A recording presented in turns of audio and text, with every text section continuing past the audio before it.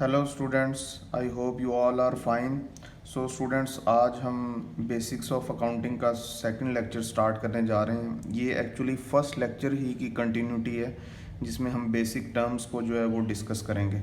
तो सबसे पहले जो हम जिस टर्म को डिस्कस करेंगे that is called ledger entry. तो लेजर एंट्री मैं आपको बिल्कुल सिंप्लीफाई कर दूं कि जब जर्नल बुक में हम कोई भी ट्रांजैक्शन पास करते हैं, डेबिट एंड क्रेडिट की कोई भी ट्रांजैक्शन है, फॉर एग्जांपल हमने फर्नीचर परचेज़ किया और कैश पे किया है, तो furniture account to cash account, furniture account debit हो जाएगा और कैश अकाउंट क्रेडिट हो जाएगा। ये है हमारी जर्नल एंट्री जो हमने पास की। इसके बाद जो स्टेज आती है वो होती है पोस्टिंग की, तो हम लेजर एंट्री भी बोलते हैं और लेजर पोस्टिंग भी बोलते हैं।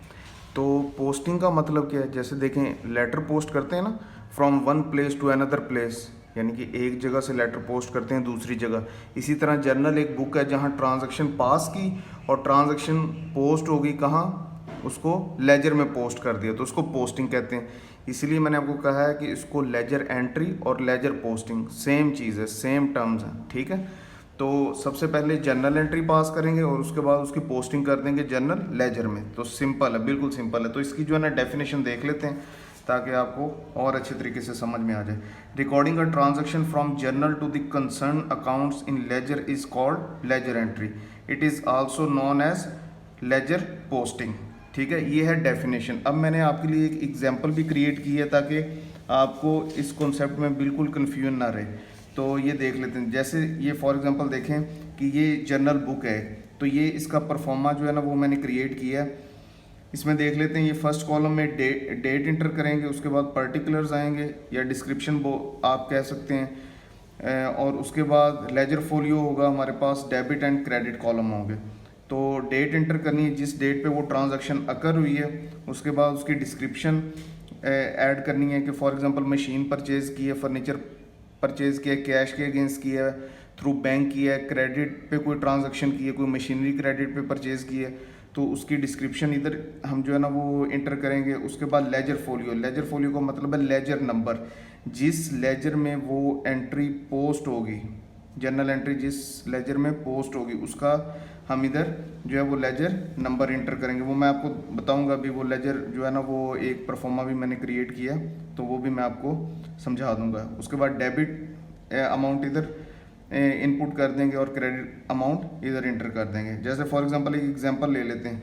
Example of on 23 April 2020 XYZ company purchased a machine on credit from DXL को फॉर ₹12,000, ठीक है। तो इसमें देख लें जो डेट है हमारी, जिस डेट पे ट्रांजैक्शन अकर हुई 23 अप्रैल 2020 है, जो डेट के कॉलम में हम इंटर कर देंगे। उसके बाद जो हमारे पास है, हमने पर्टिकुलर्स में उसका डेबिट क्रेडिट एंट्री जो है वो पास करनी है। तो वो एंट्री क्या है हमारे पास, हमने फिक्स्ड एसेट परचेज़ किया है और क्रेडिट पे परचेज़ की, यानी कि उधार पे परचेज़ की है। तो DXL लिमिटेड हमारे पेबल्स हैं, क्रेडिटर्स हैं, तो machine account to DXL limited account, और ये GL नंबर्स हैं, ठीक है। तो जब machine account to DXL limited इधर इंटर कर देंगे पर्टिकुलर्स में, उसके बाद जो लेजर नंबर्स हैं, लेजर फोलियो, वो लेजर कॉलम में हम इंटर करेंगे, और डेबिट 12,000 टू क्रेडिट 12,000, तो वो इस कॉलम में इंटर कर देंगे। अब देखें नेक्स्ट जो है, मैंने एक लेजर की एग्जांपल आपके लिए क्रिएट की है।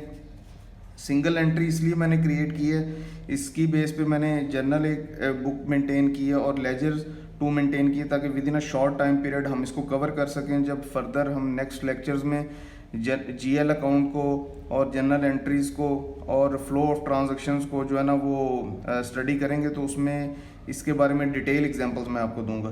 तो ये फर्स्ट लेजर है, देखिए मशीन अकाउंट, तो फर्स्ट कॉलम में डेट है, पर्टिकुलर्स है, जर्नल रेफरेंस है। जर्नल रेफरेंस का मतलब ये है कि जर्नल बुक नंबर, किस जर्नल बुक नंबर में आपने ट्रांजैक्शन पास की है। जैसे फॉर एग्जांपल ये हमारे पास ट्रांजैक्शन थी, ठीक है, machine account to DXL limited, तो मैंने जो है वो बुक नंबर 1 में इसको एंटर किया। तो जो बुक नंबर 1 है, यानी कि जो जर्नल बुक है उसमें ledger folio ledger number enter करेंगे, और जो लेजर बुक है उसमें जर्नल नंबर इंटर करेंगे, जर्नल रेफरेंस जिसको बोलते हैं। जैसे फॉर एग्जांपल जर्नल रेफरेंस 1 और उसके बाद ये मैंने अमाउंट एंटर कर दी। उसके बाद लेजर है, DXL लिमिटेड का लेजर है, ठीक है। ये देखें, ये मशीन अकाउंट का लेजर नंबर 20 है, तो मैंने उधर भी ट्रांजैक्शन में भी जर्नल बुक में भी लेजर को जो नंबर असाइन किया हुआ है 20, और DXL का 25 है, तो मैंने जर्नल बुक में भी 25 लेजर फोलियो कॉलम में एंटर किया, ठीक है जी। तो अब ये देख लें। अच्छा, जो लेजर है इसमें एक रूल है अकाउंटिंग का कि जो फिगर्स होंगी या जो डिस्क्रिप्शन होगी वो ऑपोजिट एंटर होगी। वो किस तरह, जैसे फॉर एग्जांपल मशीन अकाउंट का लेजर है, तो मशीन अकाउंट अगर डेबिट हो रहा है तो DXL लिमिटेड भी डेबिट हो रहा है 12,000 से, और जो DXL लिमिटेड का अकाउंट है उसमें अगर DXL लिमिटेड क्रेडिट हो रहा है तो मशीन अकाउंट को भी क्रेडिट कर देंगे 12,000 से। और ये जनरल रेफरेंस जो बुक नंबर है ये 1 आ गया।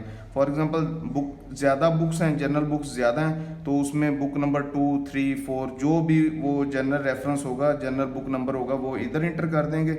और जो भी हमारे पास लेजर नंबर्स होंगे वो हम ये देखें लेजर फोलियो कॉलम में एंटर कर देंगे। जैसे ये मैंने GL 20 और PL 25 जो है ना वो लिखा हुआ है, ठीक है। तो आई होप आपको ये अच्छे तरीके से समझ आ गया होगा कि लेजर एंट्री क्या है, ये पोस्टिंग क्या है, जनरल एंट्री किस तरह पास करते हैं और उसके बाद इसको पोस्ट किस तरह करते हैं।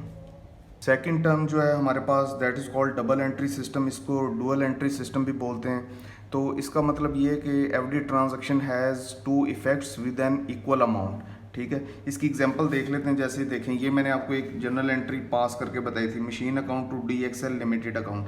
तो ये जब हमने ट्रांजैक्शन पास की तो ये 2 अकाउंट्स को इफेक्ट कर रही है। एक तो ये फर्स्ट जो है वो फिक्स्ड एसेट अकाउंट है जो हमारा, उसको इफेक्ट कर रही है 12,000 से, और उसके बाद जो दूसरा इफेक्ट है उसको उसमें आएगा पेबल्स में, हमारे क्रेडिटर्स में, क्योंकि ये मशीन हमने क्रेडिट पे परचेज़ की, उधार पे परचेज़ की है, ठीक है।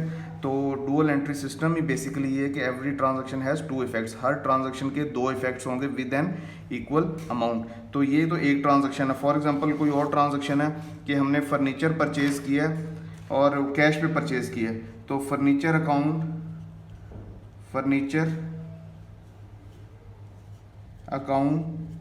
टू कैश अकाउंट, तो ये फॉर एग्जांपल 1,000 रुपीज़ है, तो 1,000 से डेबिट कर दिया, 1,000 से क्रेडिट कर देंगे।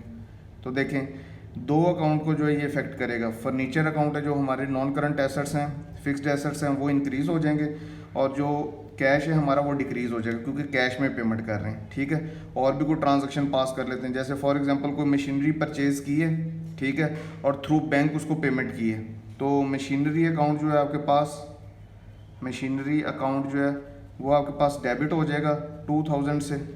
फॉर एग्जांपल 2,000 की मशीनरी आपने परचेज की, और बैंक अकाउंट जो है वो आपके पास क्रेडिट हो जाएगा विद एन इक्वल अमाउंट, ठीक है।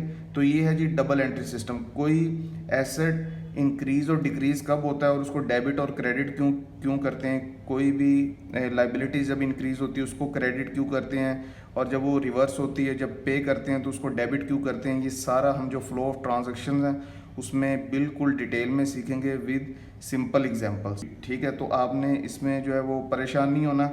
जो भी इधर हम जो है वो मैं आपको डिटेल बता रहा हूँ, ये ओनली जस्ट टर्म्स को अंडरस्टैंड करने के लिए बेसिक एक्सप्लेनेशन है। तो इसकी डेफिनेशन भी देख लेते हैं, very simple. The system under which both the changes in a transactions are recorded together, one change is debited while the other change is credited with an equal amount is known as double entry system. जैसे कि हमने इधर किया, देखिए furniture debit हो रहा है, cash credit हो रहा है विद एन इक्वल अमाउंट, ठीक है। एक डेबिट है, एक क्रेडिट है, और दोनों जो है डेबिट और क्रेडिट वो इक्वली अमाउंट से डेबिट और क्रेडिट हो रहे हैं, ठीक है। तो ये है हमारे पास डबल एंट्री सिस्टम, जिसको हम डुअल एंट्री सिस्टम भी बोलते हैं। इसके बाद जो हमारे पास थर्ड टर्म है वो है सिंगल एंट्री सिस्टम। देखें सिंगल एंट्री सिस्टम को समझ लें अच्छे तरीके से। ये जो है ना वो आप इसको सिंपली लें कि ये इनकरेक्ट जो है ना वो सिस्टम है, इनएक्यूरेट सिस्टम जिसको बोलते हैं, अनसिस्टमेटिक सिस्टम है। इसमें ये मिक्सचर ऑफ डिफरेंट ट्रांजैक्शंस हैं, आप इस तरह इसको समझ लें। कुछ तो ट्रांजैक्शंस डबल एंट्री सिस्टम की बेस पे जो है ना वो हम पास करते हैं, जैसे ये हमने पास किए furniture account to cash account. कुछ जो है हम सिंगल ही एंटर कर लेते हैं। फॉर एग्जांपल हमने फर्नीचर परचेज़ किया, फर्नीचर की एंट्री कर ली लेकिन कैश की एंट्री नहीं की। मशीन परचेज़ की तो क्रेडिटर्स की एंट्री कर ली लेकिन मशीन की एंट्री नहीं की। तो कुछ तो एंट्रीज इस तरह पास होती हैं और कुछ बिल्कुल पास ही नहीं करते, उनको रिकॉर्ड ही नहीं करते। तो इस वजह से ये इनएक्यूरेट जो है ना वो बुक कीपिंग सिस्टम है, single entry system. That's why ये ज़्यादा जो है मार्केट में वो रिलायबल नहीं है, कंपनीज इसको अप्लाई नहीं करती। तो इसको बहरहाल जो है ना वो अंडरस्टैंड करना तो ज़रूरी है ताकि आपको डिफ्रेंशिएशन का पता चल सके। तो इसकी डेफिनेशन को देख लेते हैं, very simple. In which only one aspect of a transaction is recorded is called single entry system. तो जैसे मैंने आपको एक्सप्लेन कर दिया है कि ये मिक्सचर ऑफ डिफरेंट ट्रांजैक्शंस हैं, तो ये कोई रिलायबल बुक कीपिंग सिस्टम नहीं है, जिसमें कुछ तो ट्रांजैक्शन डबल एंट्री सिस्टम के बेस पे पास करते हैं और कुछ बिल्कुल पास ही नहीं करते। इस वजह से ये कंपनीज अप्लाई नहीं करती इन अ प्रैक्टिकल सिनेरियो। इसके बाद जो नेक्स्ट टर्म है हमारे पास, that is very important term, that is called narration. ठीक है, नरेशन को सिंपली इस तरह समझ लें कि जो ट्रांजैक्शन है ना उसकी जो रीज़न है उसको हम एक्सप्लेन करते हैं। इन अ शॉर्टर फॉर्म में अगर लिख लें तो वो नरेशन है। ठीक है, कोई भी इवेंट हुआ है उसको जब लिखते हैं, नरेट करते हैं, मीन्स टू से उसकी एक्सप्लेनेशन लिखते हैं। तो जैसे फॉर एग्जांपल मैं आपको ये एक ट्रांजैक्शन मैंने पास करके दिखाई थी, इसको देख लेते हैं। Machine account to DXL limited account 12,000 से डेबिट और क्रेडिट किया था ना हमने, तो इसको देख लेते हैं। Machine is purchase on credit from DXL limited for ₹12,000। तो ये इसकी नरेशन है, means to say reason of that transaction. तो जैसे ये हमने दो ट्रांजैक्शन पास की थी, furniture account to cash account, तो परचेज फर्नीचर फॉर ₹1,000। तो जैसे ये हमने ट्रांजैक्शन पास की थी machinery account to bank account, तो परचेज मशीन फॉर ₹2,000। तो दैट इज़ कॉल्ड नरेशन। तो आई होप कि आपको नरेशन की समझ आ गई होगी कि जो भी डेबिट और क्रेडिट एंट्री हम पास करते हैं वो उसकी जो हम उसको नरेट करते हैं, उसको सिंप्लीफाई करते हैं, उसकी एक्सप्लेनेशन लिखते हैं, जो भी उसकी रीज़न होती है उसके बारे में लिखते हैं, तो उसको क्या कहते हैं, नरेशन। उसके बाद जो सेकंड टर्म हम डिस्कस करेंगे that is called LF, ledger folio. तो लेजर फोलियो के बारे में ऑलरेडी मैं आपको बता चुका हूँ। देखें, ये देखें, जर्नल एंट्री जब हमने पास की थी इन अ जर्नल बुक, तो इधर एक कॉलम हमने क्रिएट किया था LF का, लेजर फोलियो। तो जैसे कि मैंने 2 लेजर जो हैं वो क्रिएट किए थे आपके लिए, मशीन अकाउंट और DXL लिमिटेड अकाउंट। तो मशीन अकाउंट का लेजर फोलियो था, लेजर नंबर था 20, और DXL लिमिटेड का था लेजर नंबर क्या था, 25। तो वही जो लेजर नंबर्स हैं वो हम LF मीन्स टू से लेजर फोलियो कॉलम में एंटर कर देंगे in front of these 2 accounts. ठीक है जी, जैसे ये फॉर एग्जांपल मशीनरी अकाउंट का लेजर था GL20 और DXL लिमिटेड का लेजर नंबर था PL25। तो इसकी अब डेफिनेशन को देख लेते हैं, बहुत ईजी है।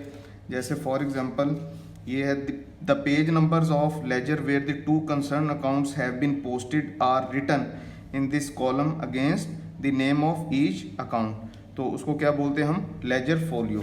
तो जैसे ये देखें, ledger folio column against the name of each account, ये देखें मशीन अकाउंट और DXL लिमिटेड अकाउंट, तो ये लेजर नंबर लिखे हुए हैं मैंने। तो ये भी समझ में आ गया होगा आपको। उसके बाद जो नेक्स्ट टर्म के बारे में हम सीखेंगे दैट इज़ कॉल्ड इनवाइसेस। तो इनवाइस बहुत सिंपल कॉन्सेप्ट है। ठीक है, इसके डिफरेंट जो है ना वो फॉर्मेट्स होते हैं। आप जब मार्केट में कोई भी चीज़ परचेज करने जाते हैं, तो आप जब परचेज कर लेते हैं तो सेलर जो है वो आपको एक इनवाइस देता है। इनवाइस पे अगर आप वैट पे कर रहे हैं, सेल्स टैक्स पे कर रहे हैं, उसकी डिटेल गिवन होगी, कितने यूनिट्स परचेज किए उसकी डिटेल गिवन होगी, और पर यूनिट क्या प्राइस है और टोटल क्या प्राइस है।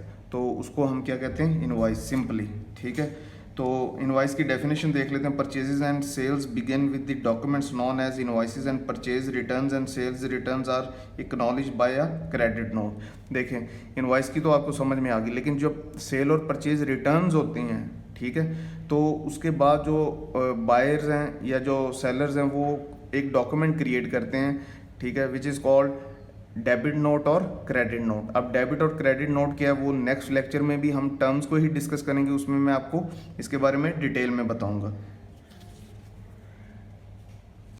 इसके बाद जो हम टर्म को डिस्कस करेंगे दैट इज कॉल्ड इवेंट। ठीक है। अच्छा, अब इवेंट दो तरह के होते हैं, monetary event and non monetary event.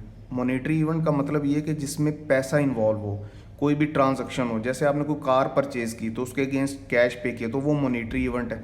आपने शॉपिंग की, शॉपिंग के अगेंस्ट कैश जो है ना वो आपने पे किया तो वो भी एक मॉनेटरी इवेंट है, ठीक है। उसके बाद आपने कोई किसी भी तरह का यानी कि मशीनरी ऑन क्रेडिट परचेज की तो वो भी मॉनेटरी इवेंट है, क्योंकि उसमें भी कैश इन्वॉल्व है, ठीक है। उसके बाद बैंक में पैसा डिपॉजिट किया तो वो भी एक मॉनेटरी इवेंट है, उसमें कैश इन्वॉल्व है। तो ऐसे कोई जो भी इवेंट जिसमें आप कैश पे कर रहे हैं या कैश रिसीव कर रहे हैं, जिसमें कैश इन्वॉल्व हो, उनको मॉनेटरी इवेंट्स कहते हैं। और ऐसे कोई भी इवेंट्स जिसमें कैश इन्वॉल्व नहीं है उनको नॉन मॉनेटरी इवेंट्स कहते हैं। जैसे फॉर एग्जांपल आपने कोई मीटिंग अटेंड की, कोई कॉन्फ्रेंस अटेंड की, किसी भी जगह पे आपने स्पीच दी तो वो तो नॉन मॉनेटरी इवेंट्स है ना, तो उसमें पैसा इन्वॉल्व नहीं है यानी कि कैश इन्वॉल्व नहीं है, तो उसको हम बोलेंगे नॉन मॉनेटरी इवेंट्स, ठीक है। लेकिन अगर उस स्पीच या उस जो सर्विस है उसके अगेंस्ट आप कैश रिसीव कर रहे हैं, ठीक है, या कैश पे कर रहे हैं तो वो क्या होगा, वो मॉनेटरी इवेंट होगा। तो अब इसकी डेफिनेशन को देख लेते हैं हम। Event means anything that happens, monetary events which are related with money, non monetary events which are not related with money. All monetary events are regarded as business transactions, ठीक है जी।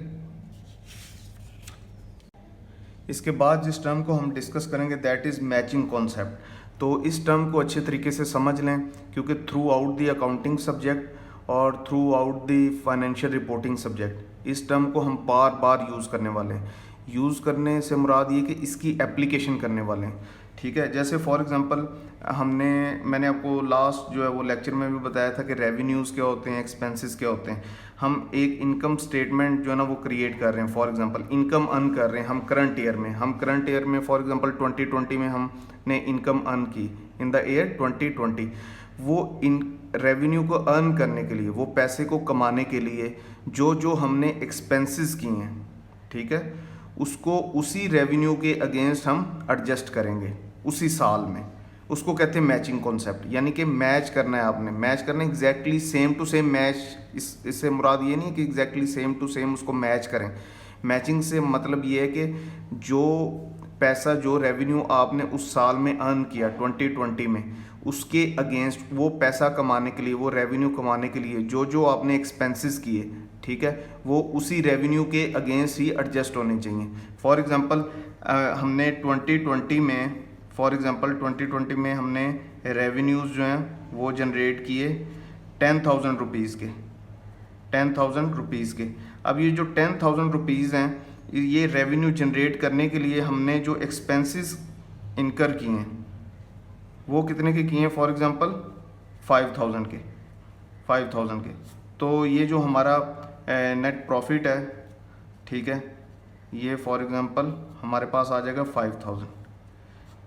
हम ऐसा नहीं कर सकते कि 2020 में तो हमने रेवेन्यू जनरेट किया 10,000 का, लेकिन उसको अर्न करने के लिए जो 5,000 के हमने एक्सपेंसेस की वो 2021 में हम अगेंस्ट रेवेन्यू एडजस्ट करेंगे। ऐसा नहीं होगा। जिस साल में रेवेन्यू अर्न किया है उसके एक्सपेंसेस उसी साल में उस रेवेन्यू के अगेंस्ट एडजस्ट हो जाएंगे, जिसको हम कहते हैं मैचिंग कॉन्सेप्ट। तो इसकी डेफिनेशन देख लेते हैं, बहुत ईजी है। A significant relationship exists between revenues and expenses. Expenses are incurred for the purpose of producing income. That is called matching concept. Next term जो हम डिस्कस करेंगे दैट इज़ कॉल्ड गुड्स और merchandise, ठीक है। इस concept को भी अच्छे तरीके से समझ लें। बहुत से स्टूडेंट्स इसमें मिस्टेक करते हैं और वो कंफ्यूज रहते हैं कि ये गुड्स क्या हैं, मर्चेंडाइज क्या हैं, ठीक है। और जो जो चीज़ हमने बिज़नेस में परचेज़ की है, जो आइटम हमने परचेज़ की, वो सभी गुड्स में इंक्लूड हैं।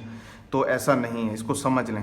देखें, जो भी बिज़नेस जो है वो गुड्स परचेज़ करता है फॉर रीसेलिंग पर्पस, या जो भी बिज़नेस मैन्युफैक्चर करता है फॉर सेलिंग पर्पस, वही जो आइटम्स या प्रोडक्ट्स हैं वो हमारी गुड्स में इंक्लूड होंगी, ठीक है।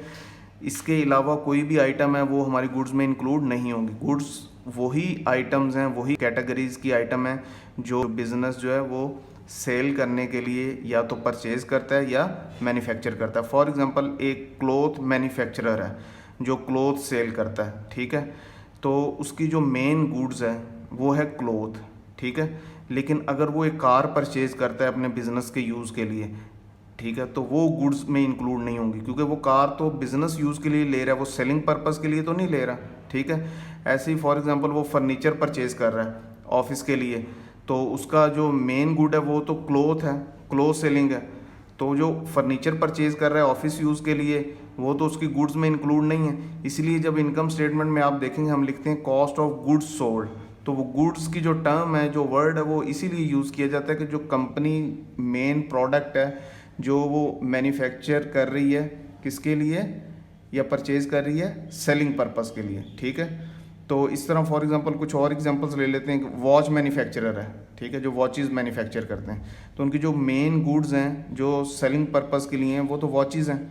तो उसके अलावा अगर वो कुछ भी परचेज करते हैं, जैसे फॉर एग्जांपल वो मशीन परचेज कर रहे हैं कोई बिजनेस यूज़ के लिए, तो वो सेलिंग पर्पस के लिए तो नहीं ले रहे, तो इस वजह से जो वो मशीन है वो तो गुड्स की कैटेगरी में नहीं आएगी। तो जो मेन प्रोडक्ट मैन्युफैक्चर कर रहे हैं या परचेज कर रहे हैं फॉर रीसेलिंग पर्पस, ठीक है, वही जो आइटम्स या प्रोडक्ट्स हैं वो आपके गुड्स कैटेगरी में इंक्लूड होंगी। तो इसमें आपने बिल्कुल कंफ्यूज नहीं होना। जैसे फॉर मैंने आपको एग्जांपल दिया, क्लॉथ मैन्युफैक्चरर है, क्लॉथ डीलर है, उसके लिए जो वॉचेस हैं वो तो गुड्स में इंक्लूड नहीं है, उसके लिए जो कार है वो भी गुड्स में इंक्लूड नहीं, कोई मशीन है वो भी गुड्स में इंक्लूड नहीं है। हाँ, लेकिन अगर वो कार्स के बिजनेस में इन्वॉल्व है, कार्स परचेज कर रहा है, मर्चेंडाइज कर रहा है फॉर रीसेलिंग पर्पस, तो फिर कार्स को आप एज अ गुड कंसिडर कर सकते हैं। तो आई होप आपको ये कॉन्सेप्ट भी अच्छी तरह समझ में आ गया होगा।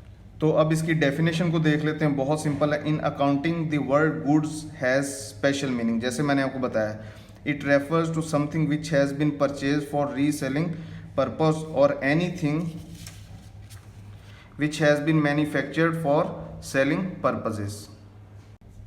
तो आई होप स्टूडेंट्स आपको ये बेसिक टर्म्स अच्छी तरीके से समझ में आ गई होंगी। मैं समझने पे इसलिए फोकस करता हूँ कि जब हम अपकमिंग लेक्चर्स में इसकी एप्लीकेशंस करेंगे तो फिर देखिएगा ये आपके लिए कितनी इजी हो जाएंगी, ठीक है।